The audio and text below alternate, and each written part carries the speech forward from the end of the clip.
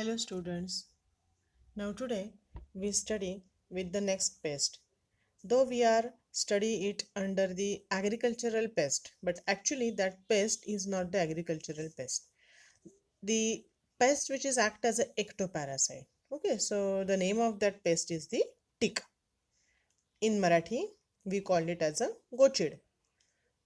तुमच्याकडे जे काही पाळीव प्राणी असतील, कुत्रा, मांजर किंवा गाई म्हशी, तर त्यांच्या अंगावर गोचीड असते. तर हा गोचीड नावाचा जो काही पेस्ट आहे ह्या सगळ्यांना फॅमिलियर आहे. And it is known in English as a tick. Okay, so today we start with the next pest, that is the tick. It is not the insect. Okay, so let us start with the classification of the tick. Actually, um, before start the classification, we just study something about the tick. So this is the hard tick. Okay, hard tick is there, and this is the soft tick. So you are familiar with the hard tick as well as the soft tick. So here the ticks which are act as a ectoparasite. So what is the meaning of ectoparasite? See, ecto means which is present on the body of the host. So that is known as a ectoparasite, and they are the ectoparasites of vertebrate animal. Actually, they suck the blood of the animals, and as these ticks they suck the blood of the animal, since we call them as the ectoparasite. Okay, so these ticks, they are particularly of two type, hard tick as well as the soft tick. So if you just study the hard and soft ticks, actually they belonging to the two different families, the Axodidae, and the second family, that is the Argacidae. So these are the two different families from which these two ticks are belongs, means soft tick and the hard ticks. Okay, so next to that, the tick which is from phylum Arthropoda, then it is from class Arachnida. See, whatever the pest we studied previously, all those pests, for example jawar stem borer, lemon butterfly, mango stem borer, then pulse beetle, okay, everything. So all those pests, they are from the class insecta, and here we whatever study the pest, that is the tick which is from class arachnida. It is not from class insecta. Ticks are not the insects. Okay, try to remember that ticks are not the insects. As we know that the insects specifically, they possesses three pairs of legs. Here you are able to observe the four pairs of legs, means clearly it is not from the class insecta. The body is also divisible into the two parts only, and in case of class insecta, the body division is in three parts. So these are the certain characters on the basis of which we are just putting that tick in the class arachnida instead of the insect. So try to remember that the tick is from class arachnida. Then order Acarina family, already we discussed that, the hard tick which is from the Exodidae. Then the genus, which is the Dermacenter, and the species is the Andersoni. So the Dermacenter Andersoni, which is the scientific name of tick. So the next one, that is the, we studied about the life cycle of the tick.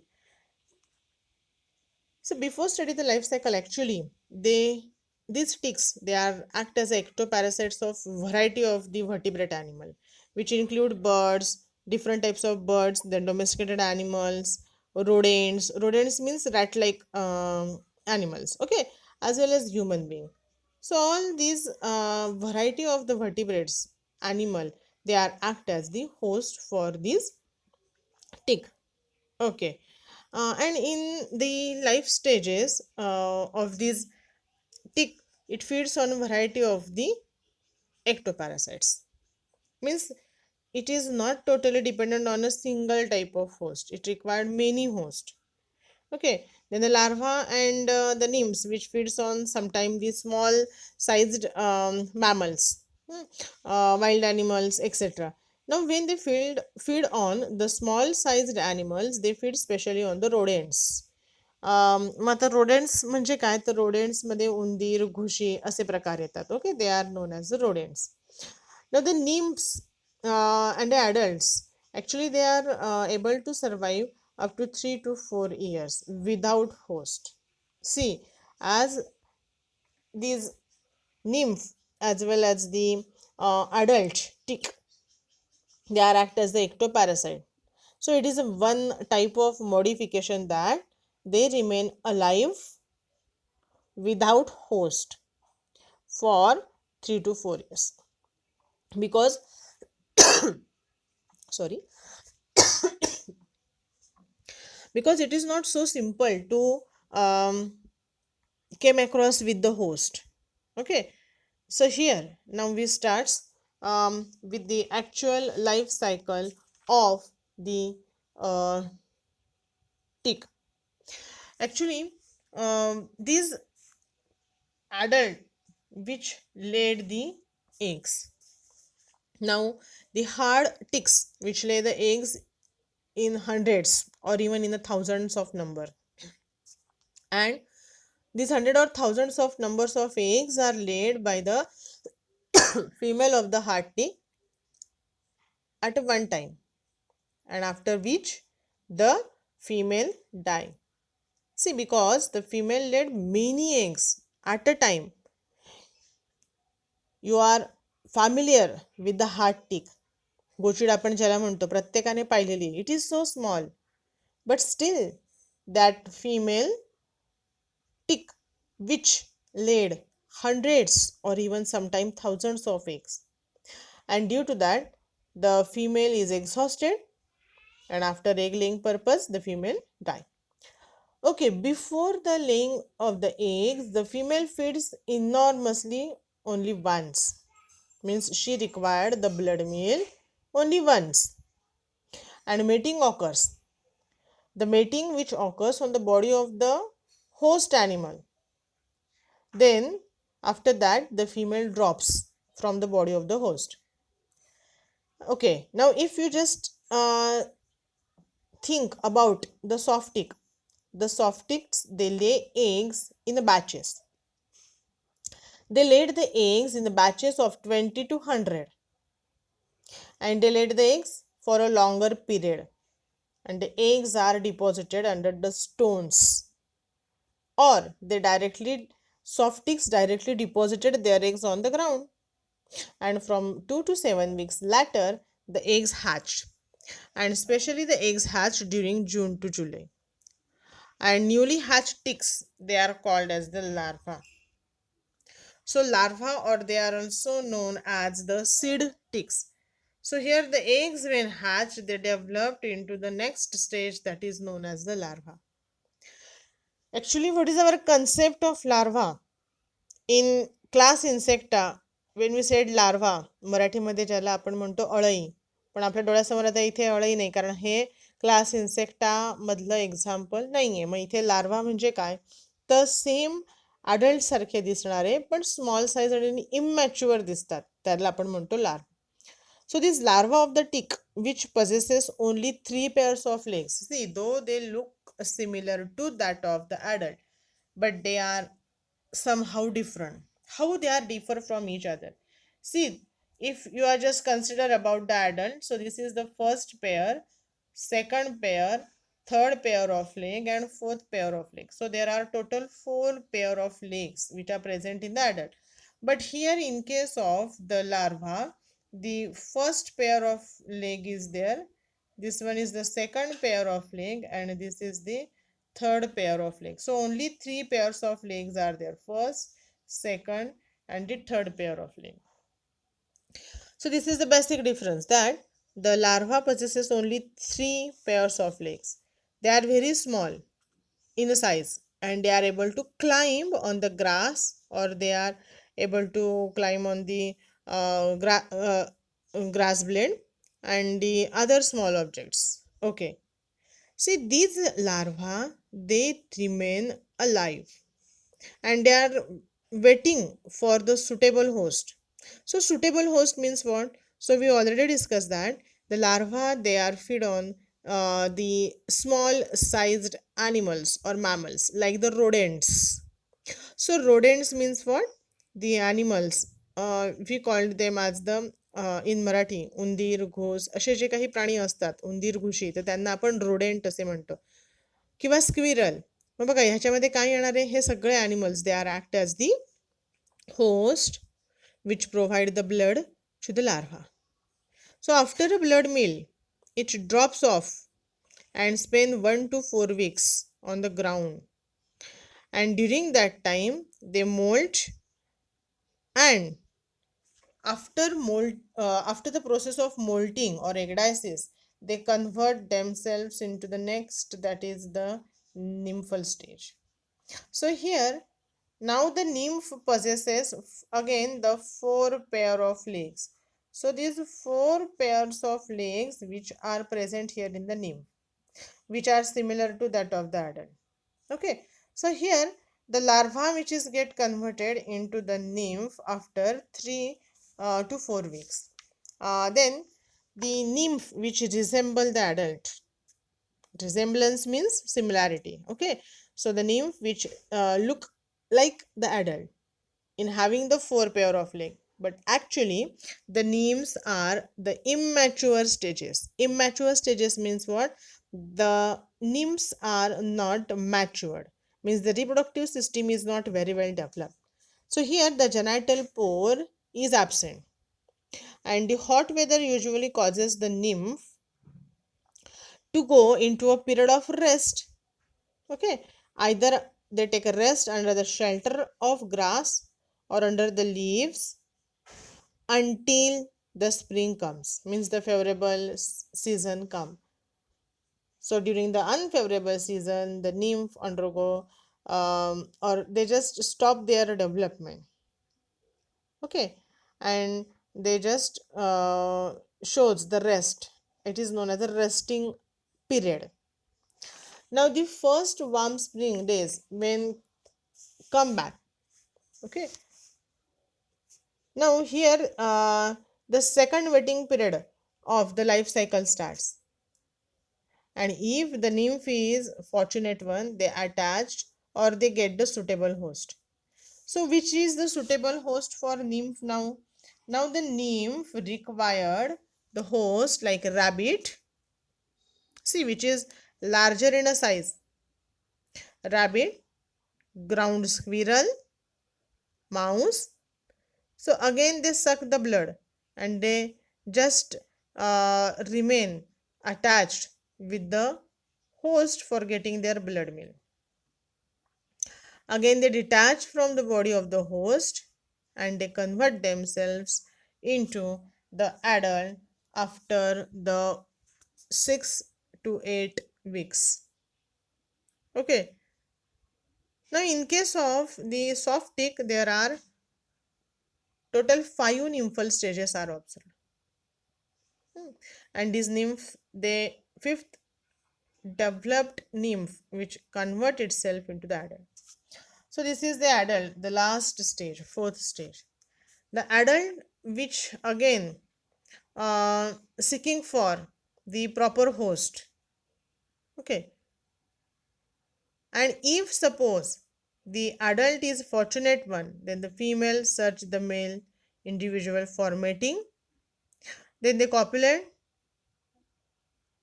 the female feed enormously and drop off from the body of the host and laid the eggs, and male generally they die after the process of copulation. So the adults which are not that much of lucky and which fail to find their host, they remain alive for 3 to 4 years without any type of food material and without their host. And within 3 to 4 years, if they are able to find the proper host, finally they take the blood meal. Okay, and some ticks which also shows the process of parthenogenic reproduction. So parthenogenesis means what? Here the female tick which laid the eggs without the process of copulation, or in absence of the male tick, the female laid eggs, and the eggs are haploid one, means they are not produced by the process of fertilization. The eggs which are laid by the female, those eggs are unfertilized one. बघा, कॉप्युलेशन न होता फक्त आणि फक्त जे eggs lead केले जातात ते unfertilised असतात आणि त्याच्यामध्ये फक्त मदर्सचे क्रोमोझोम्स असतील. ओके, मग आपण अशा एगला म्हणतो हॅप्लॉइड एग, ज्याच्यामध्ये फक्त सगळे क्रोमोझोम मदर्सचे असतील, त्याच्यात फादरचे क्रोमोझोम्स नाही आहेत, कारण त्या एगचं फर्टिलायझेशन झालेलं नाही आहे. मग इथे जे काही असे हॅप्लॉइड एग्ज असतात, त्या हॅप्लॉइड एगमधनं जेव्हा newly young ones emerge out होतात, आपण त्या प्रोसेसला म्हणतो parthenogenesis. So here some of the adult female they shows or they undergoes the process of parthenogenic reproduction, because see, it is very difficult for a single tick to come across with the proper host. So it is just impossible to find out the same host for the male and the female tick. Okay, and that's why the female, if they are alone on the body of the host, now the female tick laid the eggs, and those eggs are unfertilized one, and these unfertilized egg will develop into the new young ones, and we call that process as the parthenogenic reproduction.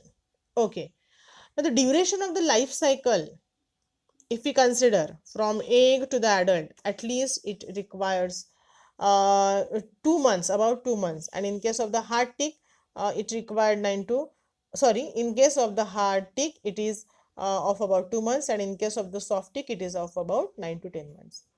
And the adult tick may live for a year or many years, and the soft ticks they live longer as compared with the hard tick. Okay, so all this is about the life cycle of the tick. Okay, now next we study the economic importance of ticks. So why we study the economic importance?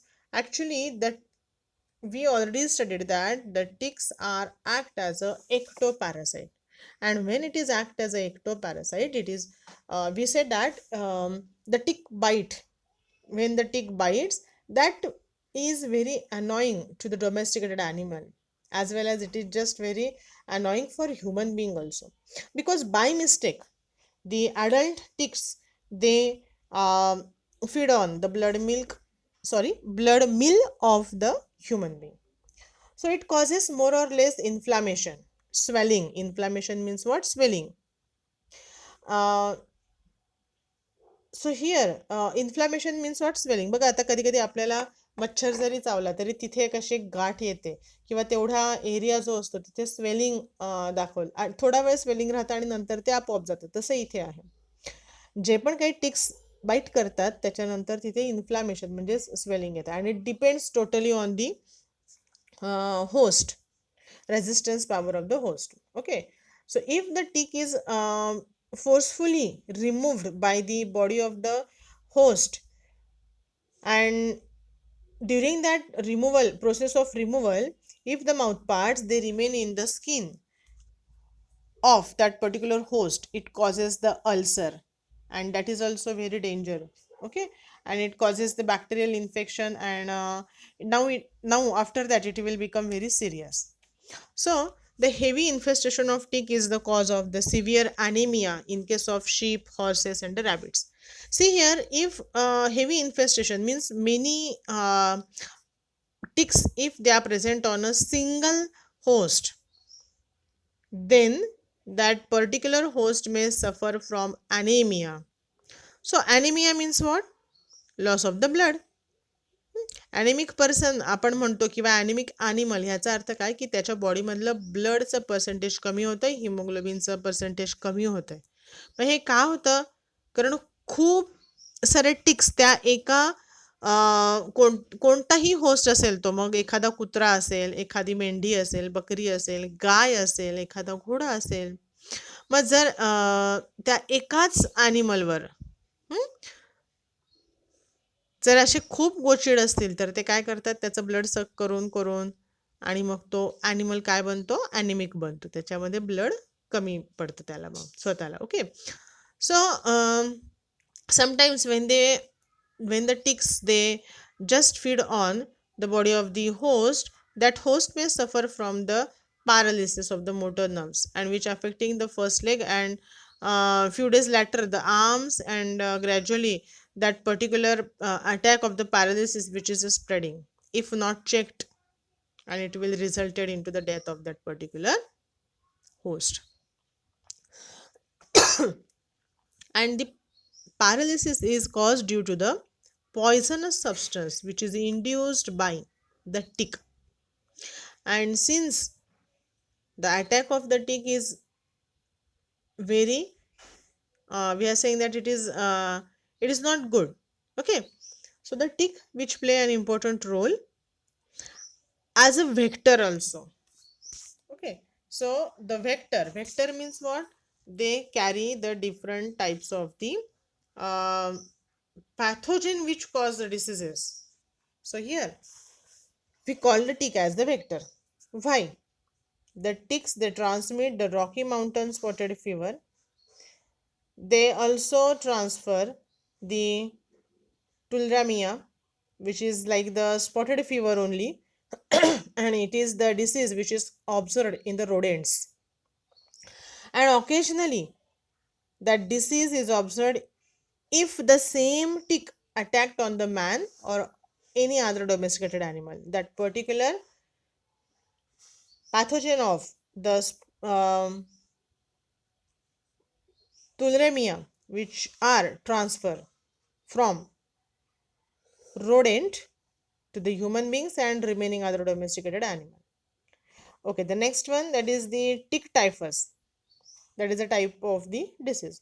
Then viral encephalitis. Looping ill. That is a viral disease which is caused in the Russia as well as in the Britain, which also affects on the nervous system of cattle and human being.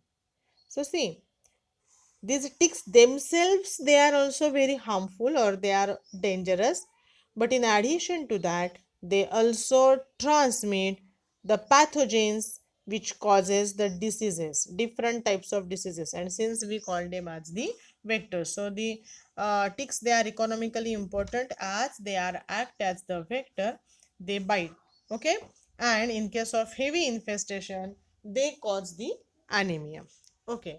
And last point, that is control measures. So here in case of control measure we can use the different types of the chemicals like 5% DDT, 3% chlorine, then 0.5% dieldrin or linden, and we can also use the 0.5% diazinon.